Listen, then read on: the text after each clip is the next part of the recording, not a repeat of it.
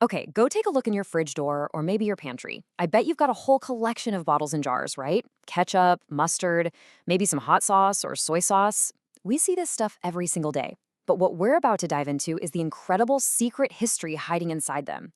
These aren't just condiments, they're tiny time capsules, and each one tells a global story of survival, empire, and who we are. So let me just throw this question out there to get us started. What could a bottle of Heinz ketchup possibly have in common with, say, the super pungent fish sauce that Roman legionaries were splashing on everything 2,000 years ago? I know it sounds like a weird connection, but the answer is kind of the key to unlocking this whole secret world of flavor. The answer is, well, a lot more than you'd think. Turns out every single bottle in your kitchen is basically the last page of this epic globe-trotting story. A story that starts with the simple human need to not starve, gets twisted and turned by the ambitions of empires, and is constantly being rewritten every time people move across the world. So our journey kicks off way back in the ancient world. And back then, flavor wasn't some luxury. It was literally a life-saving piece of tech. This is where we see this huge flavor divide open up between the East and the West, one that would actually shape what we eat for thousands of years. And it all boils down to this one idea, umami. We talk about it now as the fifth taste. You know, that deep, savory, meaty satisfaction you get from a good broth or aged cheese. But for the ancients, umami was the absolute key to survival. The process that creates it, fermentation, doesn't just preserve food, it makes it taste amazing. This was, no joke, the world's very first flavor technology. And what's wild is that this tech popped up in different places at the same time. Over in the Roman Empire, they perfected garum, this really potent sauce made from fermented fish that they put on everything, and I mean everything. Meanwhile, in China, they were developing jiang, a paste from fermented soybeans and grains. Both did the exact same job, a go-to umami-packed seasoning that made food last longer. But wow, their destinies could not have been more different. And here's the crucial turning point. Making garum was this huge, complex industry. It needed the roads, the trade routes, the stability of the Roman Empire to even exist. So when Rome fell, the garum industry just collapsed. It vanished. And just like that, the West lost its #1 source of umami. But in Asia, they just kept refining their jiang, which eventually became the soy sauce and miso we know today. This created this huge flavor divide that left Europe without that deep, savory base for a solid 1,000 years. Okay, so let's jump forward to the next chapter. With umami basically off the menu in Europe, flavor had to find a new path. And that path was all about rarity, showing off your status, and playing a very high-stakes game of global trade, along what you could call the routes of desire. In medieval Europe, spices like pepper or cloves weren't just for cooking. They were like carrying around a bar of gold.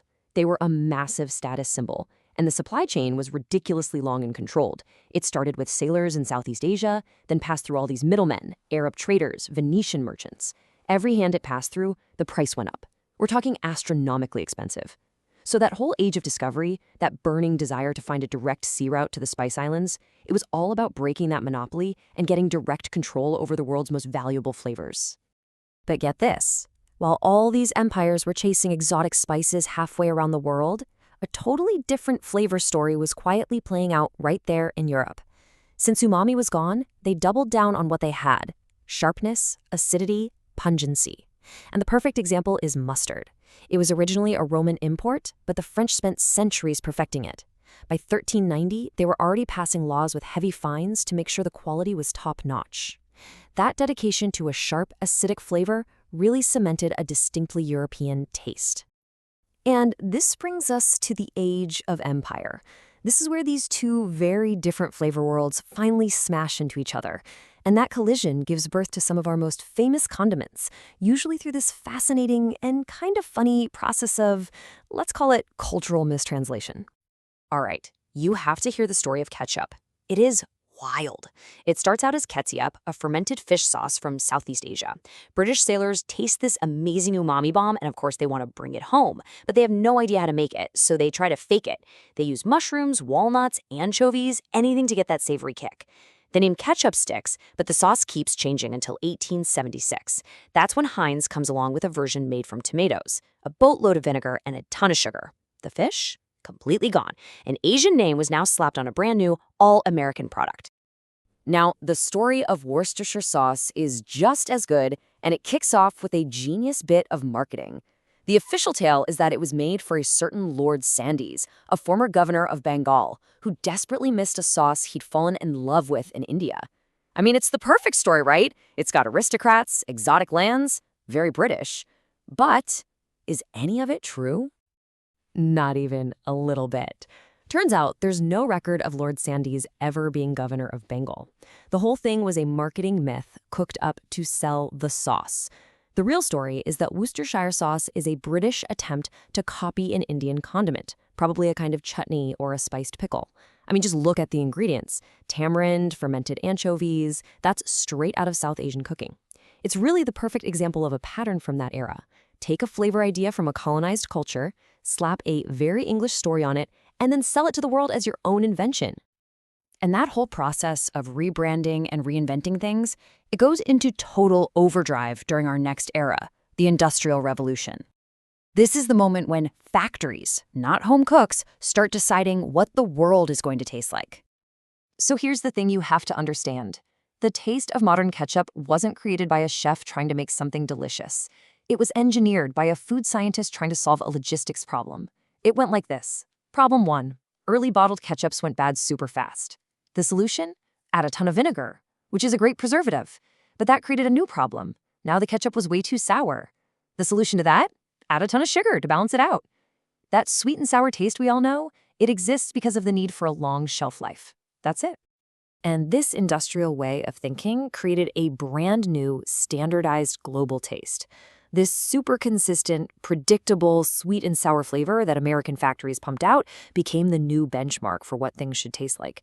And in the process, it just steamrolled over all the amazing diversity of local, regional, and homemade sauces that had been around for centuries. The factory flavor had won. But the story doesn't end there, because in the last few decades, something really interesting started to happen. That flow of influence, it started to go the other way.